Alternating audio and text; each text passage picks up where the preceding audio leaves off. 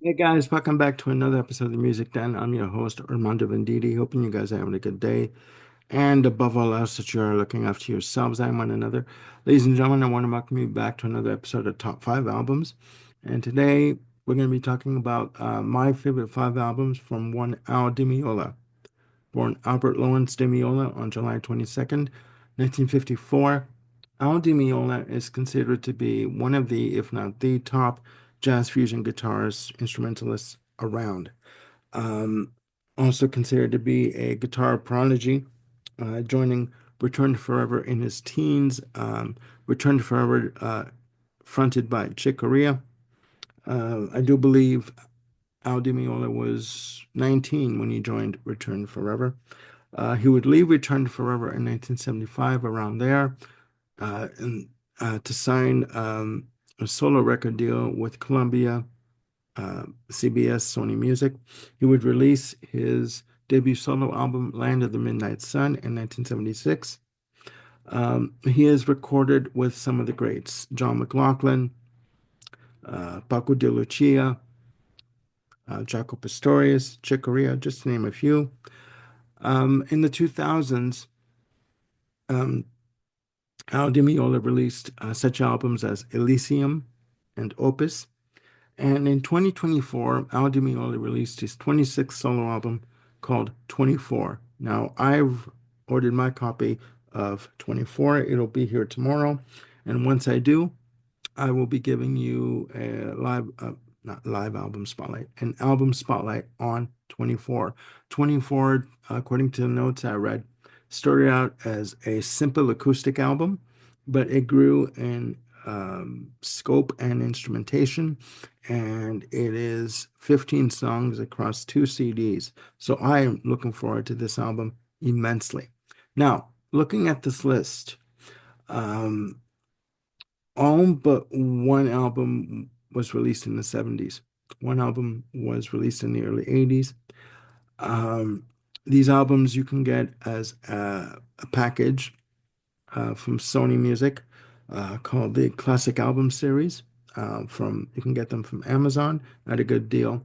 Now, coming in at number five on my top five albums of Al Di Meola, we have Electric Rendezvous, released in 1982.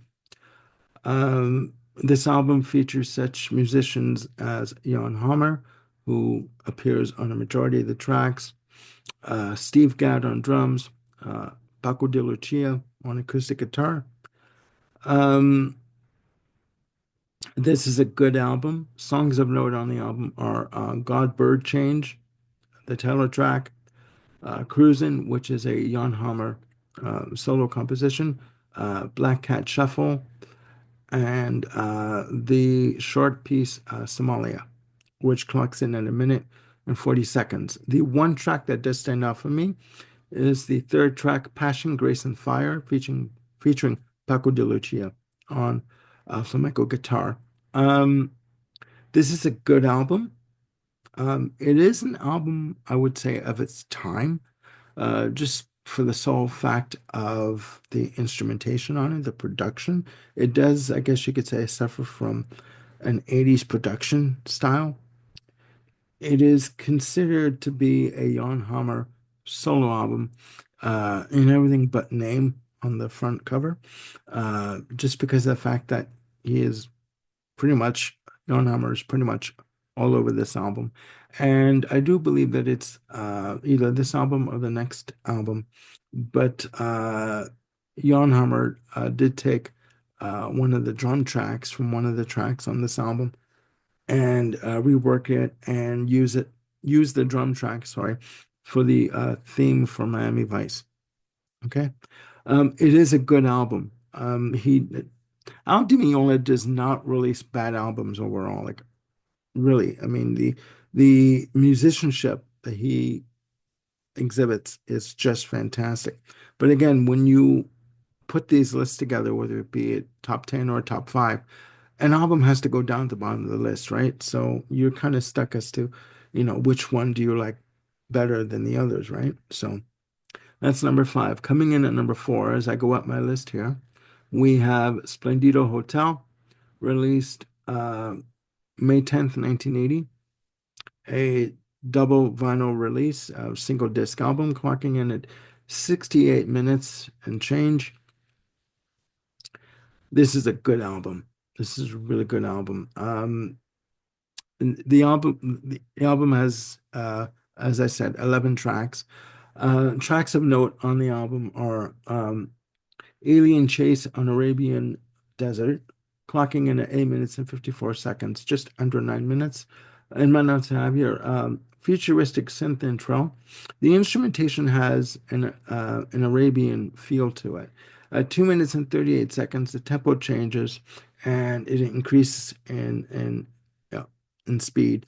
Uh, and heavy rhythm guitar on this track. Beautifully done. Next up is Silent Story in Her Eyes. Another lengthy track, 7 minutes and 32 seconds. In my notes, I have here great overlapping acoustic guitars, great prominent bass, nice mid-tempo, and nice use of cello on this track. Side two starts off with a track called Roller Jubilee.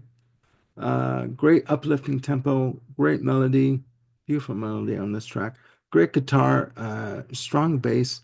And to me, this is pretty much an ass shaker of a track. You've heard me use that term before. Um, Up next is which ends off side two.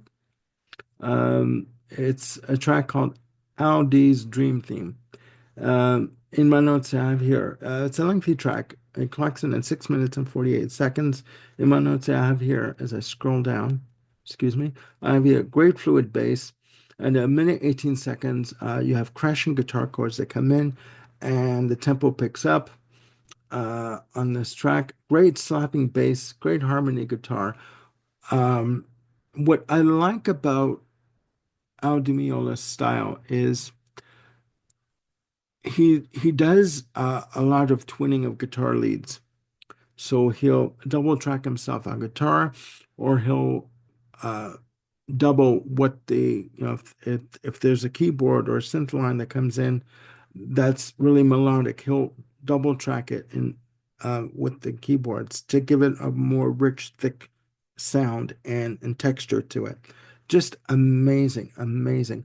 Really intricate time signature changes on this track. Again, I mentioned the twinning guitar leads and a nice use of timbalas for percussion on this track. Um, Side three starts off with a blistering uh, dinner music of the gods, great thick guitar tone, very rhythmic, beautiful bass. Uh, Portions of it you basically turns into a full-out rock track. Scorching guitar passages on this track. Um, Track two on side three is a track called Splendido Sundance. Great interwoven, sorry, acoustic guitars, and there is a sense of enjoyment that that the band are having fun on this track. Um, you, you can barely tell where one acoustic guitar passage ends and one begins. They're that intricate and that interwoven with one another, and you can just imagine that they're all sitting in the studio recording at the same time and just having fun with it. You know, um, the one I would call cheese whiz moment of this album is his version of Spanish Eyes. Uh, I'm sorry, when I hear Spanish Eyes, even the instrumental version of it, I can't help but hear Engelbert Humperdinck sing it. And I remember hearing it on vinyl and 8-track when Engelbert Humperdinck did his version. So, you won't even go there. Track two on side four is a lengthy piece from Chick Corea called Isfahan, and it clocks in at 11 minutes and 35 seconds. Beautiful track. I would say one of the, if not the centerpiece of the album. Beautiful choir vocals that come in on the intro. Great strings, very dramatic, beautiful acoustic guitar, nice sprawling piano, very symphonic, and of course, with any Chick Corea piece, you're going to have multi sections on this. And the album ends with a beautiful acoustic piece called Bianca's Midnight Lullaby. And it's a minute and 53 seconds. Beautifully done on acoustic guitar. Very quiet, tranquil. A beautiful album closer um, that I love. I think this is great. But again, it is at number four. And, like I said, um, and these albums have to go somewhere on the list, right? So coming in at number three, we have Land of the Midnight Sun, De Meola's debut solo release, released on October 25th, 1976. A blistering album for a solo release. Bloody hell. Six tracks, again, clocking in at just over 38 minutes. Starts off with the Mingo Lewis track, The Wizard. And in my notes, I have your breakneck tempo, great guitar and bass, nice thick guitar tone, nice use of synths. I hear what I can hear is like a wall of synth textures that come in at one point. Great use of congas and scorching guitar solo from Al Di Meola. Once he starts on a solo, get out of the way because he just goes for it. He, it's mind-boggling at how quickly he goes from 0 to 60 or 0 to 100 when he does a solo. It is just beautifully done. Up next is the title track, Land of the Midnight Sun, 9 minutes and 10 seconds. Nice thick guitar tone, great prominent use of bass and percussion, uh, great congas. He loves to use congas in terms of percussion and great rhythm guitar. Um, Track three, end of side one of Land of the Midnight Sun, is a track called Sarabande from Violin Sonata in B minor from Johann Sebastian Bach. A minute and 20 seconds, a beautiful way to end off side one. Beautiful, delicate acoustic guitar on this piece. Just wonderful. Side two starts off with Love Theme from Pictures of the Sea. 2 minutes and 25 seconds. Nice mid tempo, great guitar. Um, Next up is the piece Sweet Golden Dawn, um, clocking in at 9 minutes and 49 seconds. Up tempo intro, multi sections, change in tempo, that comes in, and the tempo speeds up. Great use of bass, nice, funky, intricate guitar, and nice, spacey keyboards that come in, or synths. The album ends off with Short Tales of the Black Forest, uh, a Chick Corea composition, 5 minutes and 41 seconds. Very tight, interwoven acoustic guitar and piano passages. Great, frenetic acoustic guitar that comes in. Dramatic piano chords, and nice use of gong on this piece. Just great. Uh, that is number three. And as I scroll up my notes here, coming in at number two, we have Casino, released February of 1978. Fantastic album. Fantastic piece of work. Starts off with Egyptian Danza. If I say that wrong, I'm sorry. 5 minutes and 56 seconds. Great intricate, uh, guitar work. Prominent bass, multi sections, of course, and the tempo, you know, does speed up and does change in terms of where the guitars are going to go, etc. But just beautifully done. Um, Next one is a track called Chasing the Voodoo from Mingo Lewis. 5 minutes and change, fast tempo intro on percussion, fast intricate guitar, great bass, great synth passage, breakneck tempo on this track. Just amazing, amazing. Next up is a piece called Dark Eye Tango, 5 minutes and 23 seconds. Nice slow tempo, great thick guitar tone. Uh, it has a lot, has as with most of the tracks, tempo changes, and I do call this an ass shaker of a track. Okay, great, great album. I'm gonna be diving into this some more. Um, Next up is a track from Chick Corea called Senior Mouse, 7 minutes and 21 seconds. Now, I've heard this track being mentioned before on other shows, and listening to this track. It is great. Great guitar tone on this track, great rhythm, sparkling synths, and fantastic bass. You know, and next up is Fantasia Suite for two guitars, 5 minutes and 11 seconds. And all these passages meld into one another. In my notes, I have a great tempo, great integrated acoustic guitar passages, um, dramatic guitar passages, and nice use of maracas during this track. Um, it ends off, the album ends off, sorry, with the track, title track Casino, 9 minutes and 29 seconds, intricate guitar passages, full out rock jazz fusion on this piece. Again, when it was said once about Whitney Houston, Luther Vandross said about Whitney Houston once that when she did a solo, that the chandelier fell.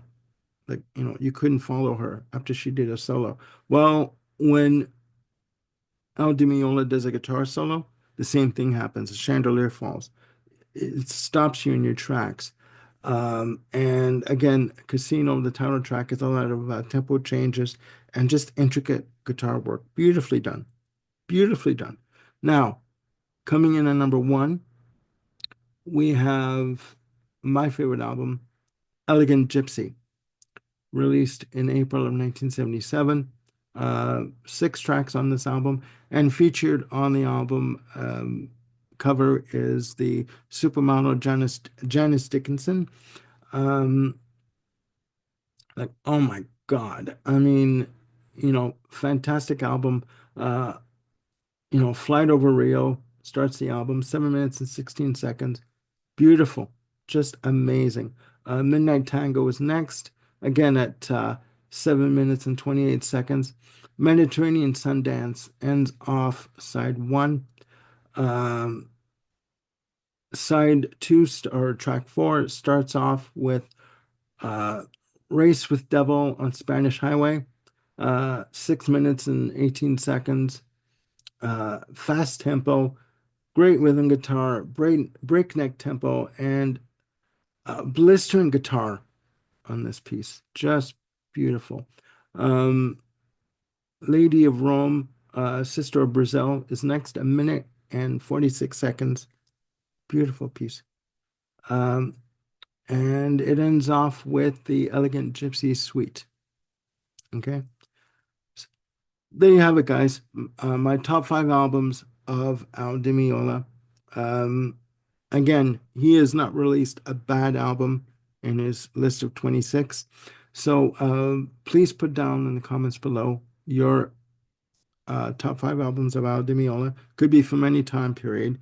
And yeah, there are no right or wrong answers, just opinion, right?